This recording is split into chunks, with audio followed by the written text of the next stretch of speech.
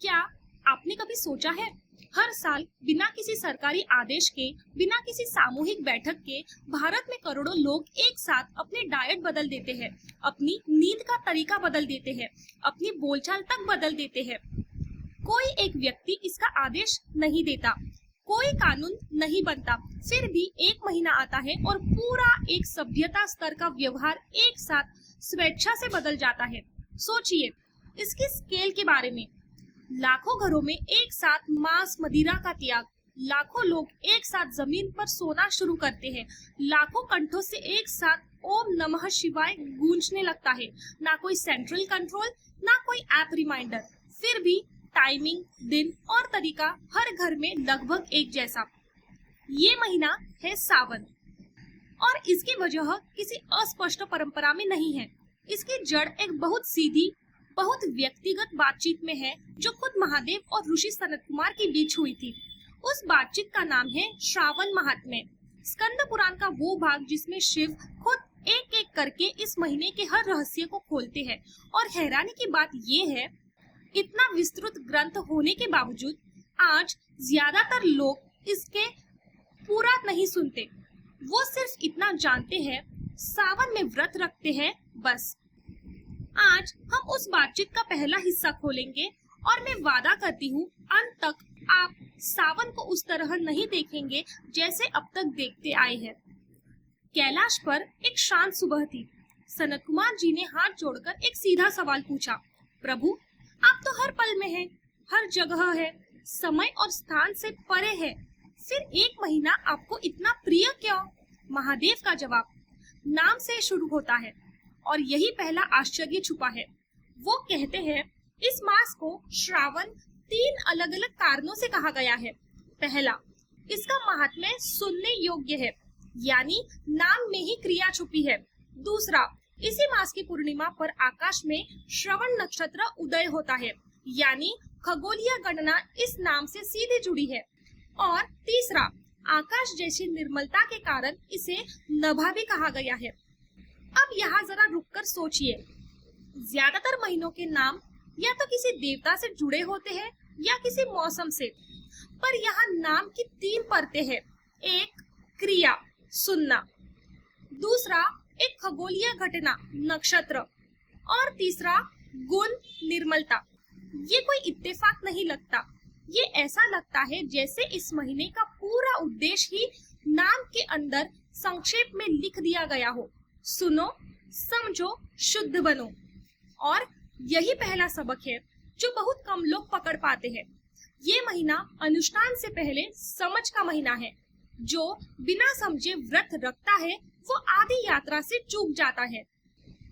सनत कुमार आगे पूछते हैं, इस मास को सही ढंग से जीने का तरीका क्या है?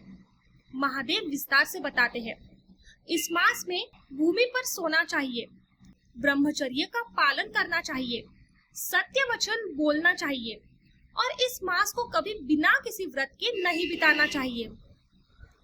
भोजन में फलाहार या हविष्यान्न ग्रहण करना चाहिए, पत्ते पर भोजन करना चाहिए और शाक यानी पत्तेदार सब्जियों का पूर्ण त्याग करना चाहिए। और फिर एक बात जो सबसे ज्यादा चौंकाती है, महादेव कहते हैं जो व्यक्ति इस मास में मौन व्रत रखता है वो समय के साथ एक महान वक्ता बन जाता है। जरा सोचिए, एक विरोधाभास को चुप रहने से बड़ा वक्ता कैसे बनोगे? ये बात उल्टी लगती है, पर यही इसका सबसे गहरा हिस्सा है। जो इंसान लगातार बोलता रहता है वो कभी अपने ही विचारों की स्पष्टता नहीं पहुंच पाता। उसके शब्द हवा में तैरते रहते हैं बिना जड़ के।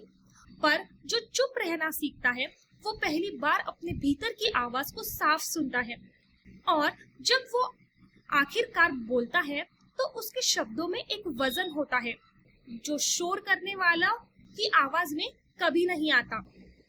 अब यहाँ विज्ञान की एक परत जोड़ते हैं, क्योंकि यही वो जगह है जहाँ प्राचीन नियम और आज का ज्ञान मिलते हैं। सावन ठीक मॉनसून के बीचों बीच आता है और आयुर्वेद के अनुसार इस मौसम में शरीर की जठराग्नि यानी पाचन शक्ति सबसे कमजोर पड़ जाती है और वात दोष बढ़ जाता है। मौसम की नमी की वजह से जल और भोजन से बीमारी फैलने का खतरा इस दौरान सबसे ज्यादा होता है।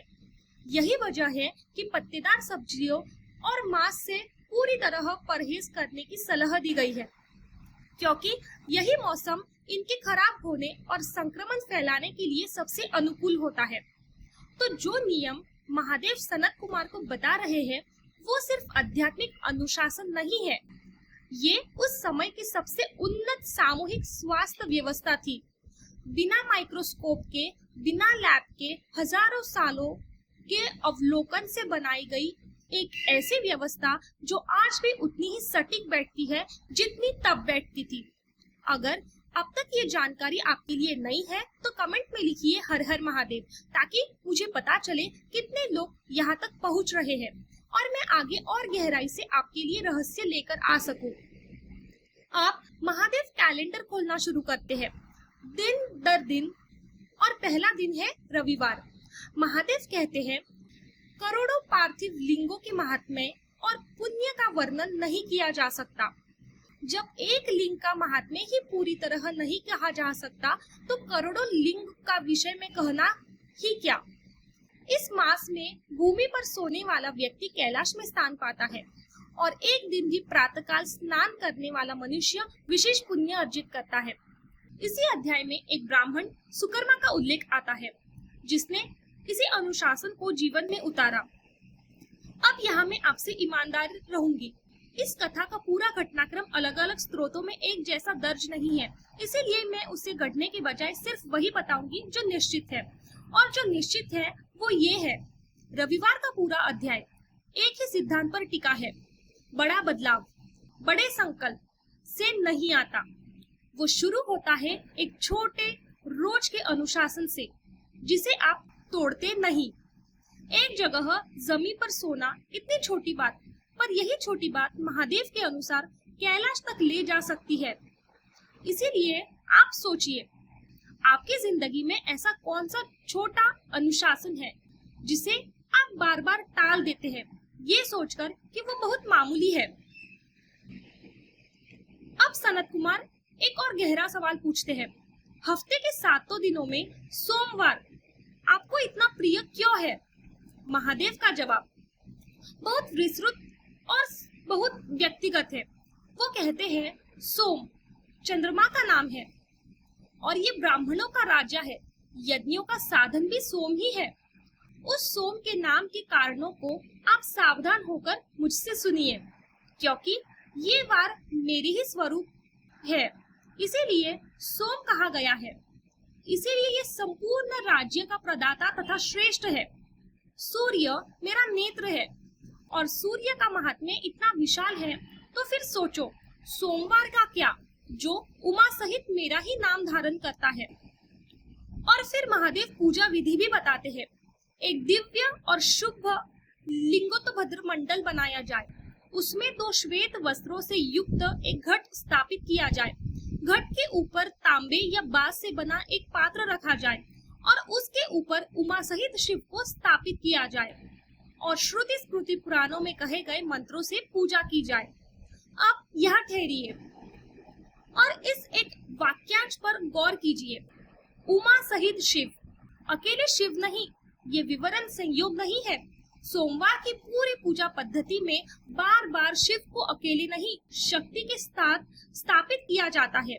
यानी सोमवार सिर्फ एक देवता का दिन नहीं है, ये 2 शक्तियों के मिलन का दिन है, कठोरता और कोमलता, अनुशासन और करुणा, तर्क और भावना। और यही ये कथा सीधे आपकी जिंदगी में उतरती है।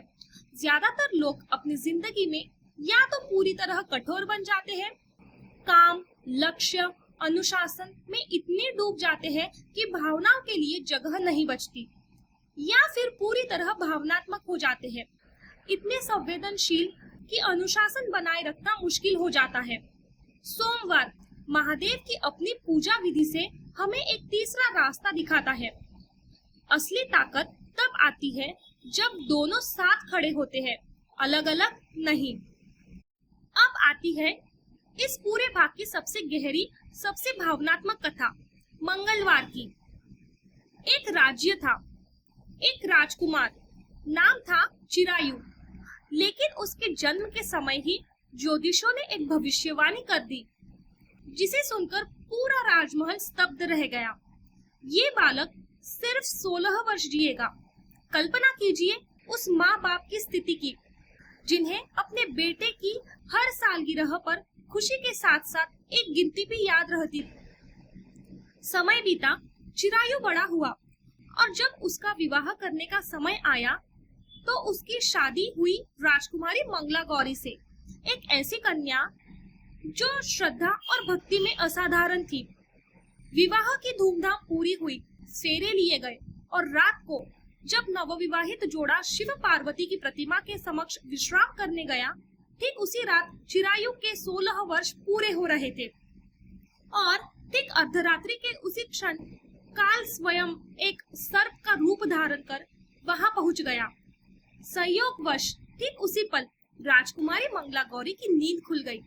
सोचिए उस दृश्य को, एक अंधेरा कक्ष, एक सोता हुआ पति और सामने रेंगता हुआ मृत्यु का साक्षात रूप। कोई भी सामान्य इंसान इस पल में क्या करता? चीखता, भागता, मदद पुकारता, घबराहट में शायद कुछ ऐसा कर बैठता जो हालात और बिगड़ा देता।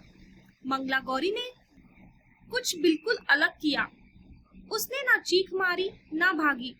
उसने सर्प की पूजा की, उसे दूध पिलाया और शांत दृढ़ स्वर में कहा, मैं उत्तम व्रत करूंगी। मेरे पतिदेव को छोड़ दो तथा उन्हें दीर्घायु का आशीर्वाद दो।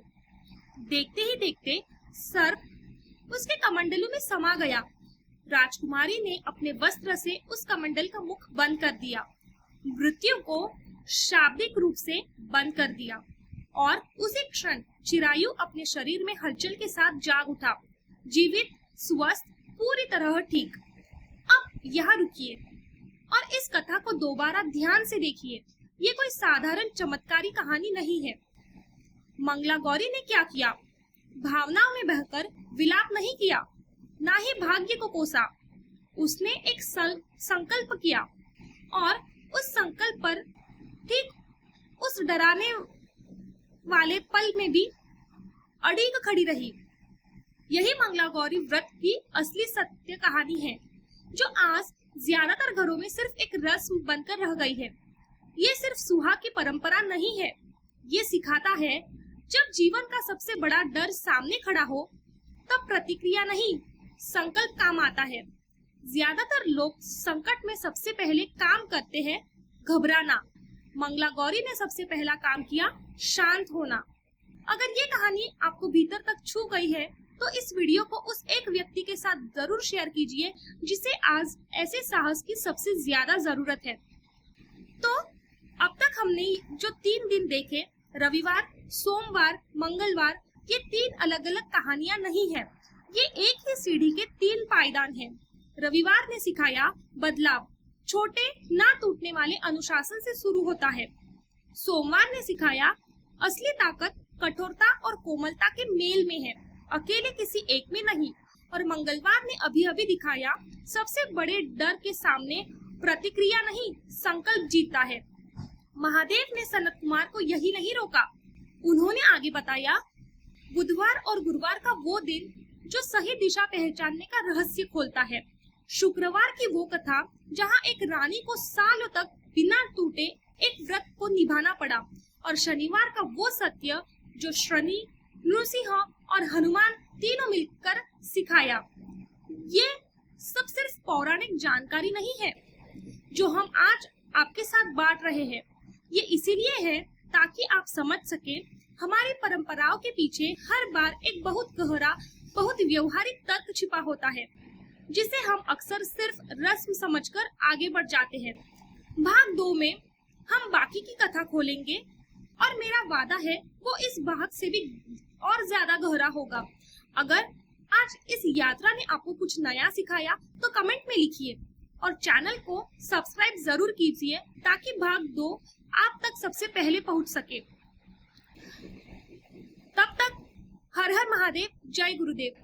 For more such ancient wisdom and modern transformation videos, don't forget to like, share and subscribe Hriday Decode.